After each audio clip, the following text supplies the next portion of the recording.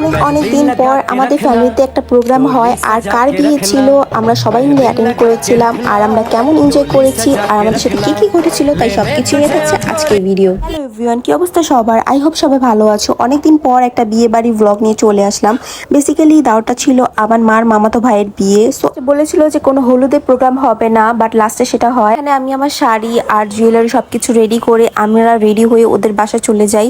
যা রেডি হতে হতে অনেক বেশি লেট হয়ে গিয়েছিল, তো ভেবেছিলাম হয়তো প্রোগ্রাম স্টার্ট হয়ে গেছে, বাট না, যেয়ে দেখি এখনো প্রোগ্রাম স্টার্ট হয়নি, সবাই রেডি হচ্ছিল। সো এখানে আন্টি বলছিল যে আমাকে একটু রেডি করে দাও। সো আমি ওনাকে একটু রেডি করে আমরা সবাই মিলে ছাদে চলে যাই। যাওয়ার পর দেখি এখনো কেউ আসেনি, স্টেজ পুরো খালি। তো ভাবলাম এখানে আমরা একটু ভিডিও ছবি তুলে নেই।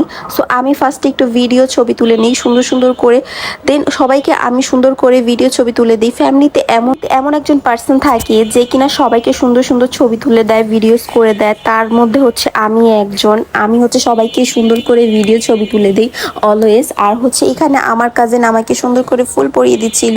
এরপর আমার সব কাজিন চলে আসে। এখানে কি বলা হয়েছিল শাড়ি পরার জন্য, বাট কেউ শাড়ি পরেনি, সবাই 3 পিস পরে এসেছিল। আমাদের মধ্যে আমরাই শাড়ি পরেছিলাম, আমি, আমার বোন আর আমার ভাইয়ের বউ।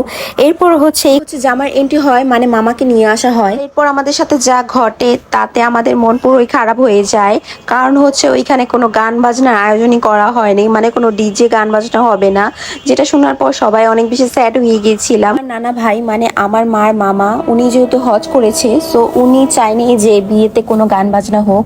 বাট আমাদের মন তো পুরোই খারাপ হয়ে যায়। আমাদের অনেক বেশি এক্সপেকটেশন ছিল যে আমরা অনেক বেশি এনজয় করব, বাট সেটা হয়নি। এখানে বসে বসে সবাই মিলে বসে বসে ভিডিও করছিলাম। কি আর করার, বাসায় তো চলে যাওয়া যাবে না, প্রোগ্রাম শেষ হওয়া পর্যন্ত আমাদের এখানে স্টে করতে হবে।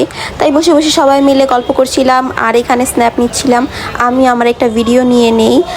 যেহেতু অনেক বেশি বোর হচ্ছিলাম, বসে বসে ভিডিও করা ছাড়া আর কিছুই করা ছিল না। আর ওই দিক দিয়ে হচ্ছে মামাকে সবাই হলুদ দেয়, আমরাও হচ্ছে লাস্টে দিয়েছিলাম। এরপর ভাবলাম যে মিলে চলে গিয়েছিলাম রাস্তায় ভিডিও করার জন্য, যেহেতু রাস্তাটা খুব সুন্দর করে সাজিয়েছিল। আর এখানে আমরা সবাই চলে যাই রাস্তায় ভিডিও করার জন্য। যাওয়ার পর আমরা সবাই মিলেই ভিডিও করি। আমার এই ভিডিওটা অনেক বেশি সুন্দর হয়েছে। আর সবার ভিডিও করার পর সবাই উপরে চলে যায়। আমি আমার কাজিন এখানেই ছিলাম, যেহেতু আমরা উপরে অনেক বেশি বোরিং হচ্ছিলাম আর মামাকে ওইখানে হলুদ দেওয়া হচ্ছিল।